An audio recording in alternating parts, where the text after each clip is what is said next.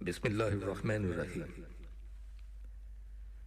معزز سامعین، والدین کے ساتھ حسن سلوک اور ان کی فرمانبرداری کا یہ مطلب ہے کہ ان کے ساتھ اچھا برتاؤ کیا جائے، مہربانی والا رویہ اپنایا جائے، نرمی سے پیش آیا جائے، ان کے ساتھ برا سلوک نہ کیا جائے، انتقال کے بعد والدین کے دوستوں کی تکریم کی جائے، اس کے علاوہ والدین پر حسب استطاعت خرچ کیا جائے، اللہ اور اس کے نبی صلی اللہ علیہ وسلم کی نافرمانی کے علاوہ جو بھی وہ حکم دیں ان کی اطاعت کی جائے، اس رحم دلانہ برتاؤ کے ساتھ ساتھ ان کے لیے نیکی اور مغفرت کی دعا بھی کی جائے۔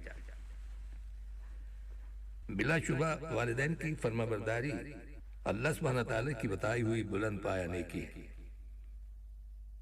نبی اکرم صلی اللہ علیہ وسلم نے بھی نور روحی کے ساتھ اسلام کی بلند پایہ عبادت یعنی فرض نماز کے بعد افضل ترین عمل والدین کی فرمانبرداری بتایا ہے۔ یاد رہے کہ والد اور والدہ اولاد کی جانب سے دونوں برابر فرمانبرداری کے مستحق ہیں۔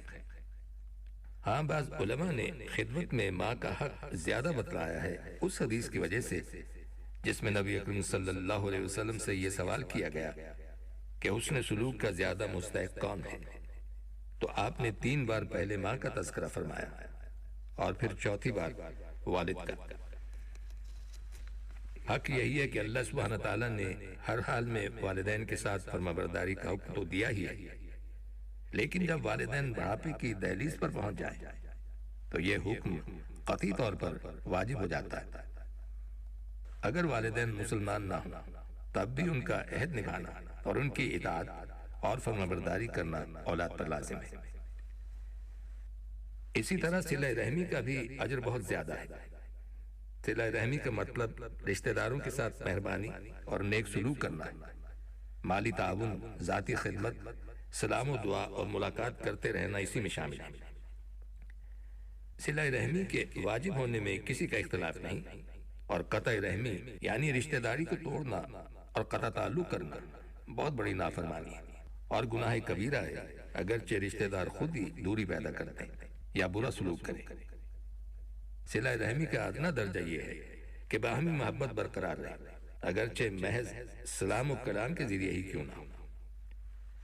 اہل علم نے بہت عمدہ بات ارشاد فرمائی ہے کہ جو صلہ رحمی کی کوشش میں برابر لگا رہے، خواہ تھوڑا ہی کر سکے، تب بھی وہ قطع رحمی کرنے والوں میں شمار نہیں ہوگا۔ اس کے برعکس جو شخص حتی المقدور صلہ رحمی میں کوتاہی برتے وہ صلہ رحمی کرنے والا نہیں کہلا سکتا۔ اطاعت والدین اور صلہ رحمی کا برکت رزق میں بھی بڑا کردار ہے۔ کشادگی لانے اور فقر و تنگ دستی کے خاتمے میں ان چیزوں کا کردار یہ ہے کہ یہ دونوں اللہ سبحانہ تعالیٰ کا قرب دلانے والی چیزیں ہیں۔ نبی اکرم صلی اللہ علیہ وسلم کا ارشاد ہے، رب تعالیٰ کی رضا والدین کی رضا میں ہے اور ان کی ناراضگی میں اللہ سبحانہ تعالیٰ کی ناراضگی ہے۔ ایک حدیث قدسی میں ہے، اللہ سبحانہ تعالیٰ ارشاد فرماتا ہے، میں نے رحم یعنی رشتہ داری کو پیدا کیا ہے اور اپنے نام رحمان اور رحیم سے اس کا نام نکالا ہے، پس جس نے اسے جوڑا میں اس کو جوڑوں گا، اور جس نے اسے توڑا میں اسے توڑوں گا، اور جس نے اسے کاٹا میں اسے کاٹ دوں گا۔ ارشاد نبوی صلی اللہ علیہ وسلم ہے کہ جو شخص یہ پسند کرے کہ اس کا رزق کشادہ کیا جائے اور اس کی عمر بڑھا دی جائے تو پس وہ صلہ رحمی کیا کرے۔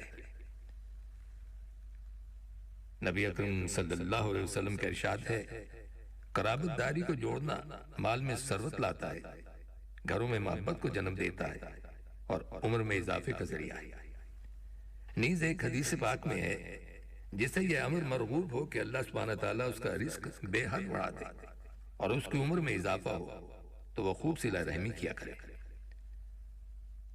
فرما برداری اور صلہ رحمی کا شمار احسان میں ہوتا ہے جس کو اپنانے کا حکم اللہ نے دیا ہے، اور احسان ایسا کریمانہ خلق ہے جس کے سبب محبت الہی حاصل ہوتی اور اللہ تعالیٰ احسان یعنی نیکی کرنے والوں کے ساتھ ہے۔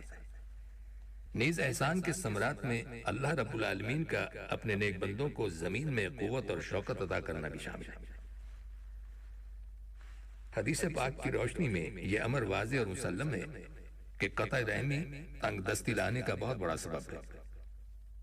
نبی اکرم صلی اللہ علیہ وسلم کا ارشاد ہے، گناہ کرنے والے کو آخرت کی متعین سزا کے علاوہ دنیا میں بھی جلد ہی جس گناہ کا خمیازہ بھگتنا پڑتا ہے وہ قطع رحمی، خیانت اور جھوٹ ہے، اور جس نیک عمل کا اجر بہت جلد عطا کیا جاتا ہے وہ صلہ رحمی ہے۔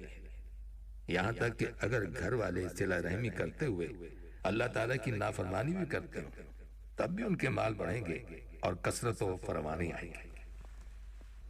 سامعین، صدق یعنی سچائی کا مطلب آپ بخوبی جانتے ہیں کہ زبان سے کی جانے والی بات کا دل کی بات سے ہم آہنگ ہونا، اور جو خبر دی جا رہی ہے اس کا واقعہ کے عین مطابق ہونا۔ نیز سچائی کھرے پن کو بھی کہتے ہیں، یعنی ایک مسلمان کا رویہ ظاہر و باطن اور خفیہ اور اعلانیہ ہر لحاظ سے یکساں نظر آئے۔ یاد رہے کہ صدق اور صداقت ہمیشہ انبیاء اکرام، ملائکہ اور اللہ سبحانہ تعالیٰ کے سارے بندوں کا شعار رہا ہے۔ سچائی اتنی پیاری خوبی ہے کہ خود رب العالمین بھی اسے پسند فرماتے ہیں، اور یہی وجہ ہے کہ قرآن حکیم میں صادقین کی مدح سرائی کے لیے اللہ سبحانہ تعالیٰ نے متعدد مقامات پر اس کا تذکرہ فرمایا ہے۔ نبی اکرم صلی اللہ علیہ وسلم کا ارشاد ہے، بلا شبہ سچائی نیکی کے راستے پر چلاتی ہے اور نیک جنت کے راستے پر۔ ایک اور چیز ایفائے عہد ہے۔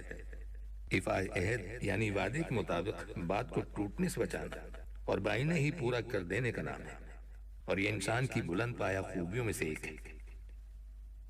یہ بات یاد رہے کہ جو شخص وفائے عہد نہیں کر سکتا وہ دائرہ انسانیت میں شامل ہونے کا حق نہیں رکھتا، کیونکہ لوگ باہمی معاملات میں ایک دوسرے کے تعاون کے محتاج ہوتے ہیں، تو اس تعاون باہمی کو عہد کی پاسداری کے ساتھ بہت تقویت حاصل ہوتی ہے، اور اسی وجہ سے اللہ سبحانہ تعالیٰ نے اس کی عظمت کا ذکر کرتے ہوئے یہ بھی بتایا کہ اس کار خیر کو نبھانے والے لوگ تھوڑے ہوتے ہیں۔ اس کے ساتھ ساتھ اللہ تعالیٰ نے وعدہ وفا کرنے کا تاکیدی حکم بھی ہمیں دیا ہے۔ ارشاد باری تعالیٰ ہے، یا ایھا الذین آمنوا اوفوا بالعقود، اے ایمان والو اپنے عہد و پیمان پورے کیا کرو۔ قرآن حکیم میں ارشاد باری تعالیٰ ہے کہ وعدہ وفا کرنا ان اہل تقوی کی علامت ہے جنہیں خود رب العالمین محبت کی نگاہ سے دیکھتا ہے۔ جو شخص اپنا اقرار پورا کرے اور پرہیزگار رہے تو بلا شبہ اللہ سبحانہ تعالیٰ ایسے پرہیزگار لوگوں سے محبت کرتا ہے۔ ایفائے عہد کی خوبی سے متصف لوگوں کو نبی اکرم صلی اللہ علیہ وسلم نے یوں سراہا ہے، سب سے بہترین لوگ اچھے طریقے سے ادا کرنے والے ہیں، یعنی وہ تمام حقوق جو ان پر عائد ہیں ان کو اچھی طرح ادا کرنے والے لوگ سب سے بہترین بتائے گئے ہیں۔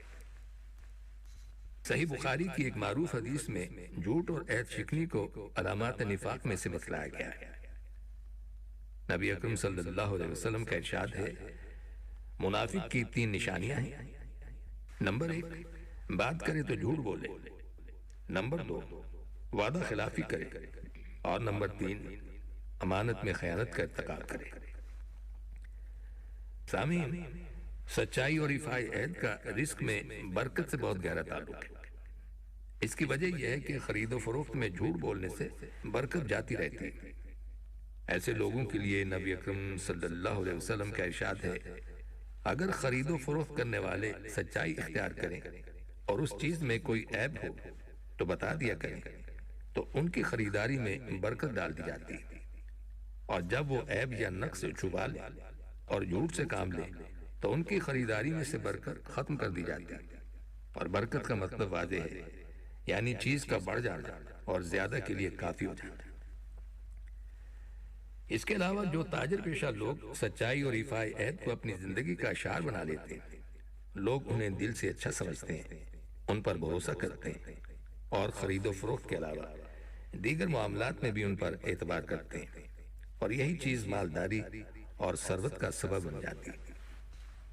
علامہ ابن قیم رحمۃ اللہ علیہ نے ایک صحابی کا قول ذکر کیا ہے کہ جو تاجر سچ بولتا ہے کبھی فقیر نہیں ہوتا، جبکہ اس کے برعکس جھوٹے داؤ پیچ لڑانا اور عہد شکنی کرنا اللہ تعالیٰ کو بھی ناپسند ہے، فرشتوں کو بھی اور سب لوگوں کو بھی۔ اور یہ بھی حقیقت ہے کہ جھوٹے شخص کا کوئی قول و قرار نہیں ہوتا، لوگ اس سے کنارہ کشی کرتے ہیں اور اس سے میل جول بھی کم رکھتے ہیں، اور خرید و فروخت کے علاوہ بھی کسی معاملے میں اس پر کم ہی اعتبار کرتے ہیں۔ ٹھیک اسی طرح اللہ سبحانہ تعالیٰ بھی جھوٹ اور فریب سے کام لینے والے شخص کے ساتھ اس کی کوشش کے برعکس معاملہ کرتا ہے، تبھی تو ایسے آدمی کا کوئی کام پورا ہوتا دکھائی نہیں دیتا۔ نبی اکرم صلی اللہ علیہ وسلم کا ارشاد ہے، کوئی گناہ انسان کو آخرت میں مواخذہ کا سامان کرنے کے ساتھ ساتھ دنیا میں اتنی جلدی گرفتار مصیبت نہیں کرتا جتنی جلدی قطع رحمی، خیانت اور جھوٹ کرتے ہیں۔